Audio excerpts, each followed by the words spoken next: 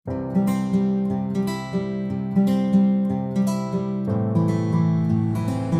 Lupa de Comunicação, programa Transitando com Selma Dantas, aqui na Praça da Bandeira, hoje com um entrevistado especial, Cleverson Passos. Vai falar um pouco sobre as questões da bicicleta, do vestuário, não é? E a gente tem muita curiosidade com relação a essas questões de ciclismo. Boa tarde, Cleverson. Boa tarde. É sempre um prazer estar com vocês aqui, Selma. E será um prazer também responder ainda mais a essas perguntas aí referentes a nós ciclistas. Pronto, veja, uma curiosidade que eu tenho e acho que muita gente também tem. Por que o short é sempre de malha e muito ajustadinho? Bom, não é uma preferência e nem uma regra, né? O short é mais porque se adapta melhor ao corpo. Então a gente acaba escolhendo mais esse short por conta de se adaptar melhor ao corpo. Mas não que seja uma regra. Tanto é que os ciclismos de bicicross e tudo mais, eles utilizam shorts totalmente folgados. Então não é uma regra. O ciclismo é mais por conta de se ajustar melhor para que a gente pratique o esporte de longa distância. Que maravilha, muito bem. Estou falando de short, então a gente vai para a camisa também, né? Que a gente vê os ciclistas geralmente com as camisas bem coladinhas, né? Eu acho bonito, né? Assim, alguns, né? Dependendo do corpo. O programa Transitando com Selma Dantas é bem curioso, viu, Cleverson? Estava falando do short, agora vamos para a camisa, né? E por que a camisa tão coladinha, né? Às vezes até fica bem bonitinho, né? Dependendo do corpo do ciclista, né? Por que essa camisa também tão coladinha assim? A camisa entra no mesmo padrão também do short, até porque, como muitas vezes é a mesma malharia que faz, o short faz a camisa, então entra num conjunto. Mas aproveitam a mesma malha, são malhas confortáveis e por isso a gente acaba entrando nessa da camisa também bem coladinha, mas são confortáveis e arejadas elas. Muito bem, maravilha, né? Então, mudando agora um pouquinho, né, do vestuário para bike, como que, assim, existe uma pressão específica para os pneus da bicicleta? Sim, a pressão do pneu da bicicleta, ela é praticamente a mesma, assim, entra na mesma especificação dos carros. Então existe o PSI, que depende também do aro da bicicleta. Então o aro 26, que é um pneu um pouco menor para a bicicleta, vai pegar uma pressão menor do que um aro 29, do que o aro 700, que é aquelas Speed, que é o pneu fininho. Então, mas na borda do pneu existe o PSI de cada bicicleta, de cada pneu que ele vai pegar. Maravilha, que resposta interessante, porque eu não sabia. Então tem essa semelhança com o veículo, né? Porque a bicicleta é um veículo também, né? Mas a gente, como ela é pequenininha, bem diferente, a gente sempre acha que não existe essas características bem parecidas.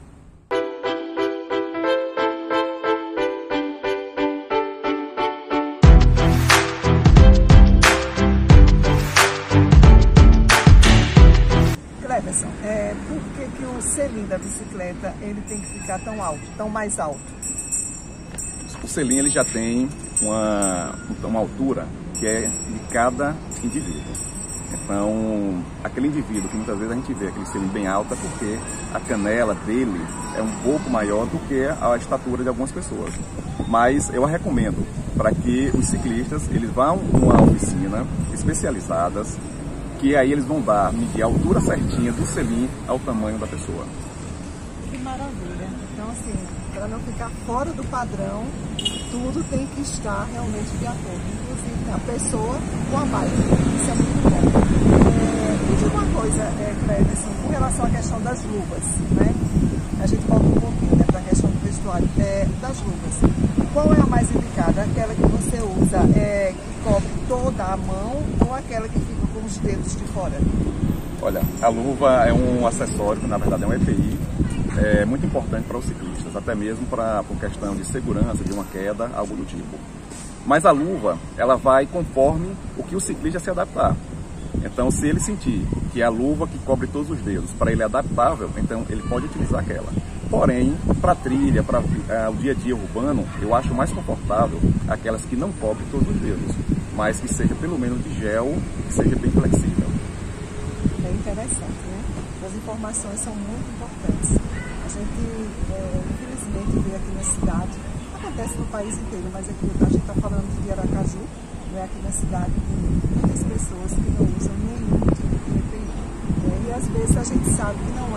não é porque não tenha condições, é porque se acomodou a não usar, né? E acha que não vai ter nenhum problema.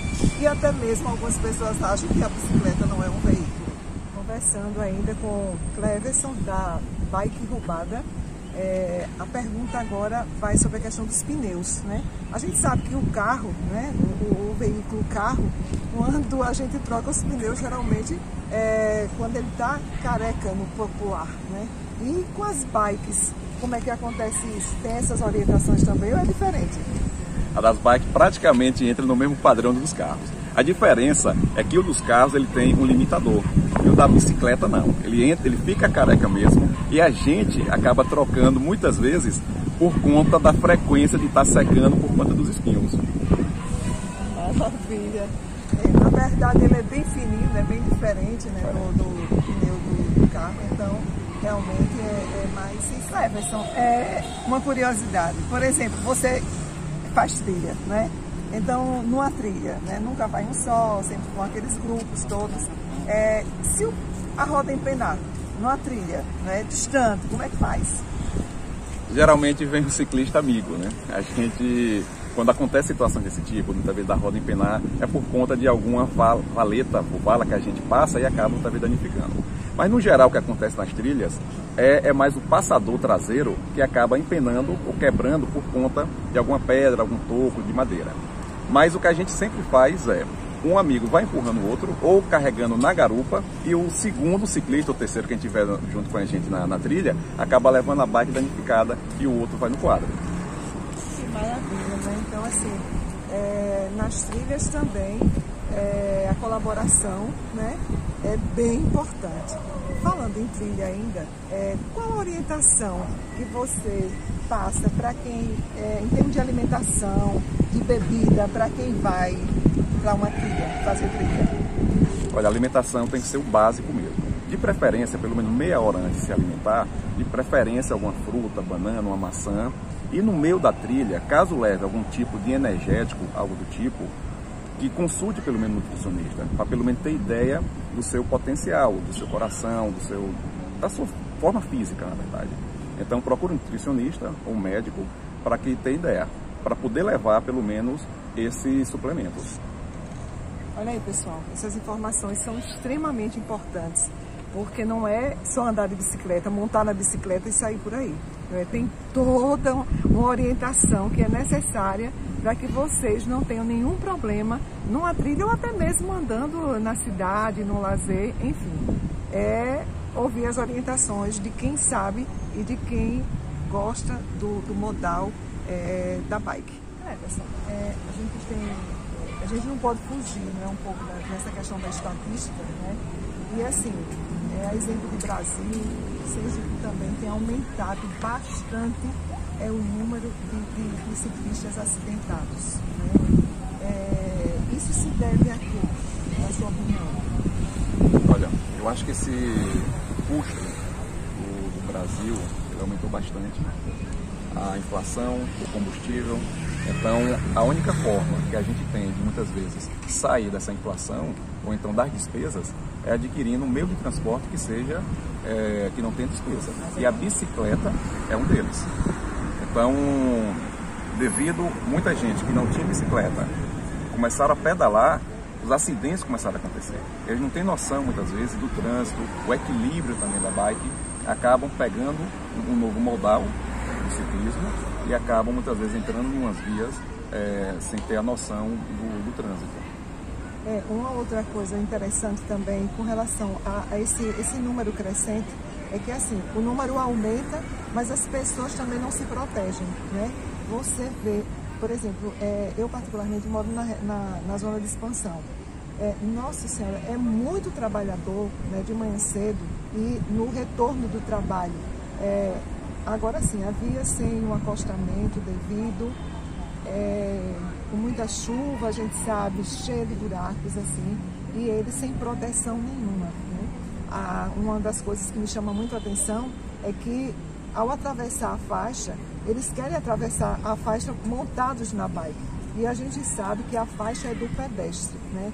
Então assim, é preciso que assim, se puxe muito mais ações educativas, né, informativas, para que a sociedade toda tenha essa consciência, né, e busque se proteger, né? Quando a gente fala de campanha, quando a gente fala dessas ações, a gente está falando para ele também se cuidar, não é só a questão do órgão. Assim, como que a gente vai, como na sua visão você acha que a gente pode dirimir esses problemas? Eu acho que é um conjunto de fatores aí e de responsabilidades. Isso não parte só do governo, porque muitas vezes a gente acaba cobrando os nossos governantes, mas isso parte também até dos empresários. Os empresários deveriam ter essa consciência de, ao vender uma bicicleta para um usuário, eles deveriam orientá-lo. Ele mesmo poderia fazer uma cartilha e não esperar o poder público. A gente cobra muito do poder público, mas os empresários também têm culpa no cartório. Cleverson, falando de projetos, né, eu concordo plenamente com você, que é um conjunto, né? E a gente tem o hábito de dizer que sozinhos a gente não consegue ir a lugar nenhum. Falta política pública, né? Falta essa questão também dessa orientação dos empresários, né, na venda do equipamento, mas falta também muita consciência da população, né? Eu vejo muito, por exemplo, o ciclista, quando a gente para, né, diante de uma faixa de pedestre, ele atravessar, não são todos, né, não é regra geral, ele atravessar montado na bicicleta, né, quando que a gente sabe que a faixa é do pedestre. Então, assim, é importante que a gente possa juntar, unir, sei que você é um batalhador, né, em busca de todas essas soluções para melhorar não só a sua cidade, essa relação que existe do ciclista, né, com o restante do transeunte da via, mas da gente buscar também parceiros, né, que se somem para que a gente possa mudar essa realidade, porque é no país inteiro, mas a gente está falando da cidade da gente. A gente quer que a cidade da gente seja modelo, né, como já teve uma época que foi, né, a cidade da qualidade de vida. Essa questão da passagem de pedestre, sim, ela é algo que depende muito da consciência de cada um e também de ações que envolvem o poder público. Então, o trabalho que até a gente vem fazendo junto com o CBTran, junto com o DR, junto com a SMTT, de fazer o fórum estadual que nós já fizemos aqui, que é essas campanhas educativas. E alguns órgãos públicos eles começaram a abraçar essa ideia. Só que depende também de alguma parcela do município. E esse município são as prefeituras. E a gente precisa desse apoio deles para que a gente possa desenvolver um trabalho de conscientização junto com os nossos ciclistas. Porque não adianta muitas vezes a gente estar entregando essas bicicletas, estar passando uma determinada cobrança para um ciclista que é um trabalhador, são ciclistas antigos, que não tinham noção, não tem noção disso aí. Porque o que a gente vê no dia a dia são ciclistas de grupos. É esse que está em evidência. Só que muitas vezes as pessoas esquecem do ciclista trabalhador, do ciclista que é estudante, que utiliza a sua bike diária no dia a dia.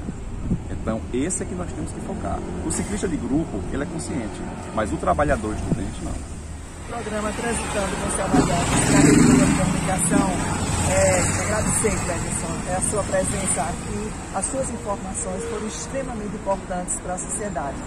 Então, assim, a gente marca outros momentos, né? Tem muita coisa para ser discutida com relação, desculpe, ao ciclismo, mas queria que você deixasse uma mensagem para os ciclistas de Aracaju. Selma, eu que agradeço todo o seu apoio, todo o seu carinho, juntamente com o projeto Bike Roubada Sergipe. E eu quero dizer aos ciclistas que de Aracaju e de Sergipe que utilizem no padrão o CTB. O CTB é o Código de Trânsito Brasileiro. Existem regras e utilizem ele, que será muito bom para a saúde de vocês, para o trânsito e para a vida útil. Muito obrigado. Nosso agradecimento a todos vocês que estiveram conosco até agora, né, com essa entrevista maravilhosa de informações pertinentes, né, para que as pessoas usem realmente a bicicleta adequadamente, né, no seu espaço. Então, um abraço a todos vocês que ficaram conosco até agora. Mais uma vez, Cleverson, muito obrigado da Bike Roubada. Vamos estar sempre à disposição quando você tiver algumas informações, queira passar alguma informação para o público, a gente vai estar, a Rede Lupa, sempre à disposição de todos vocês. Um abraço e até a próxima.